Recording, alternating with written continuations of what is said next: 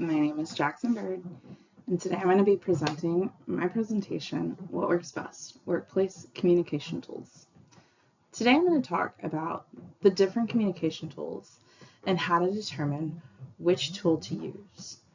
When reading chapter 11, I got really excited because I knew not only what I wanted to make this presentation about, but also who I wanted to interview for this presentation.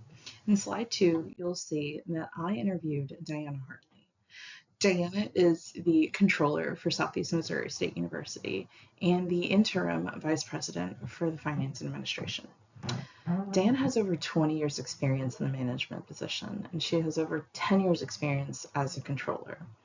I say this to show that Diana has been in the business world long enough to see the evolution of the communication methods used from when she first started to now. I chose Diana to interview because Diana and I have had countless conversations about how we can utilize the platforms we currently use to better serve our own department. And I knew she would have extensive knowledge on the communication tools and methods to be able to talk about them. In slide 3, you'll see the tools that help the conversations. Before getting into the thick of effectively using communication tools, I wanted to show you the different tools that Diana spoke about in our interview, some of which can be also found in Chapter 11 of our Essentials of Organizational Behavior textbook. In this list, you can see the 5 tools that she uses most effectively during her day-to-day communications.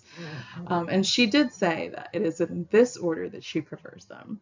So we have Outlook and email, Microsoft Teams chat messaging, and she even uses things as text messages and phone calls. And when she has to, she'll do a face-to-face meeting with whoever she needs to talk to at that moment in time.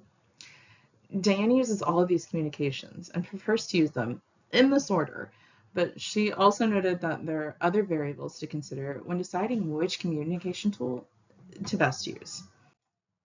In slide 4, you'll see that it's important to note the different kind of information is needed to help determine what type of communication method should be used.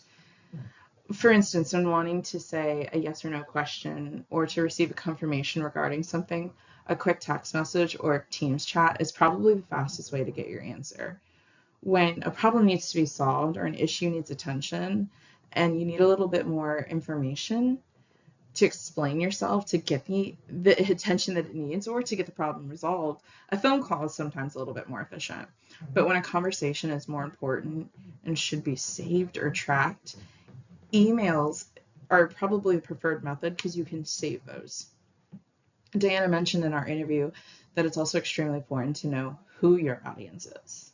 In an article written by Tony Runchi, it explains that workplace communication methods can differ based on the objective and the recipient. This means that there isn't a one tool fits all in terms of communication methods. Different tools and methods can be more effective than others when it comes to communicating. The relationship you have with the recipient should also be taken into account. Diana explained that because her and I are in constant communication, I wouldn't take it wrong if she responded to me with a one-word answer to a question that I had. But somebody else who doesn't work with her could take her one-word response negatively and even think that they're in trouble. George O'Brien validates Diana's explanation. In his article, Classes Help Employees Communicate Effectively, he explains that shortcutting messages can often lead to poor communication and misinterpreted messages, which can lead to losing time and productivity. Another variable in knowing your audience includes knowing the level of organization they fall in. In slide 5, you'll see an example of the various levels that Diana communicates with and the different tools that she uses to communicate.